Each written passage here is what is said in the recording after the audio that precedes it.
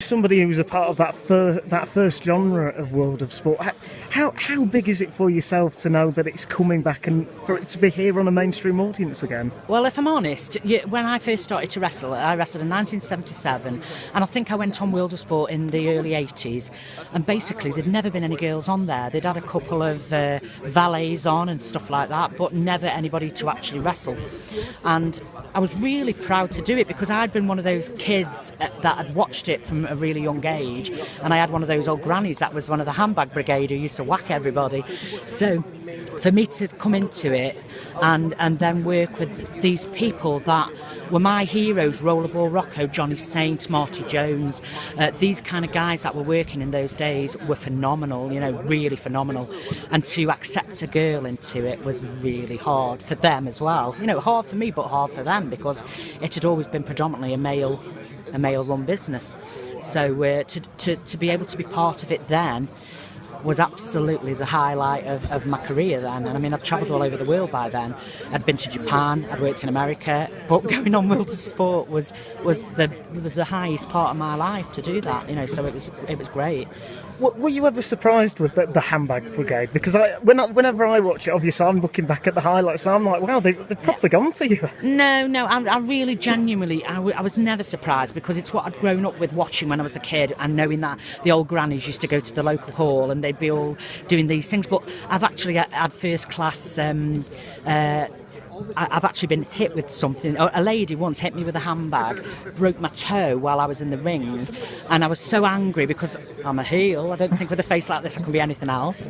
I snatched the handbag off the lady. I actually ripped the handles off the handbag, tipped it upside down, tipped it out, and in the handbag was a purse, a house brick and a bunch of keys, and the house brick had broke my toes. So and that's what the old girls were like, and I think people thought they were set up and put into the crowd, but they weren't. They were paying public that used to come and get so carried away. And what I've noticed now is it's a lot more politically correct now. There's barriers, there's people looking after you. In those days we used to get a hammering from the crowd, and we really did. We did. I mean, when looking at the next generation for the World of Sport, looking at people like Viper, who is here now, I mean, that must be something that you can give that advice to today, and throughout them days, to know that that opportunity is there for them. I am so proud of the women that are in it now because yes, I might have been one of the first women around, and it was really hard for us. But what these women do now knock me in, out of the ballpark, because the likes of Viper, she travels all over the world wrestling. She's the most amazing wrestler. There isn't anything she can't do. She's just every way fabulous, and she's not your typical female looking wrestler, and I find that so pleasing because she reminds me of me when I was younger, but she's far better than I ever was, far better. She doesn't believe that, but she is. And for women to come into it, whatever they like, if it's the dream they want to do, keep going, because they're getting more accepted now than they've ever been, and they've got more respect and treated better. And yeah, I hope I've had something to do with that. I'll be so proud if I have, because I was a no-nonsense kind of wrestler who thought I deserved to go doing these things. So if she does the same, then, and the girls like it, I'll be really, really pleased. And I mean, when looking at wrestling in Britain, it seemed to be mainstream for a long time. Then it seemed to have maybe disappeared off that surface for a little bit, but do you know what? It's always happened. I've been around since 1977, and it's ebbed and flowed. There's been times when it's been really well received, and then there's a very big preconceived idea, and if you've never seen it, you're not sure what you're actually going to. There's some really strange ideas that, women, it's got to be not so clever, or just a preconceived idea. But to come and watch it and watch it revive again, they're really having a real good surge at the moment of talent coming in, mainly British talent, girls. Oh my God, I can't believe how many girls there are now. There's so many girls in the business, very good ones as well. You'll always have your good and your bad, and people do. But I think if you've got that heart for it, you go far.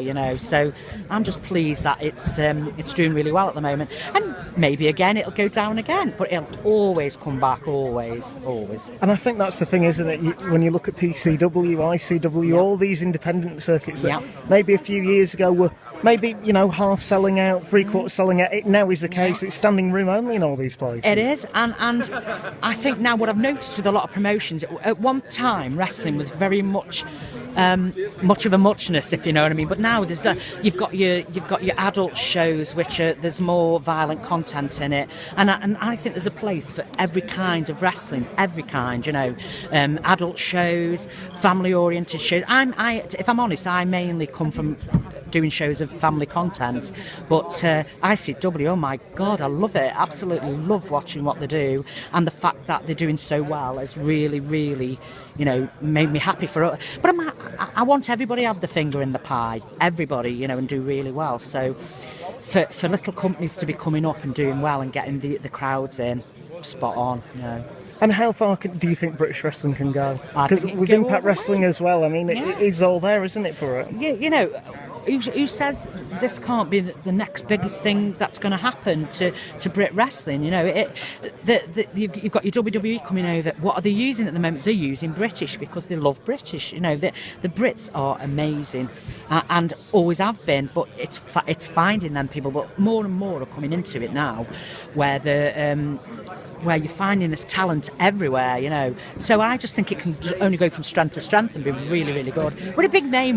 Britain's always been in the fold, but I think we're going to be so respected for it that nobody will beat us. We'll be brilliant, And I've got to ask finally, for yourself, you were the first, to me, when I watched World of Sport, you were one of the first heels. Yeah, I was. What do you think makes a good heel? Because you were somebody who was quite simply hated by people. I was, but I actually think I'm very much a two-persona person, and people, social media has give away a lot of the fact that people aren't sometimes what they portray in the ring. But so what? We've got two different personas. When I'm in that ring, I just want to be that heel. I want people hating me. I love the fact that I'm getting booed and hated. I would not know what to do if somebody clapped me. I'd feel quite offended, actually. I'd be thinking to myself, I'm not doing my job right. So for me to be that big heel, most amazing thing, amazing.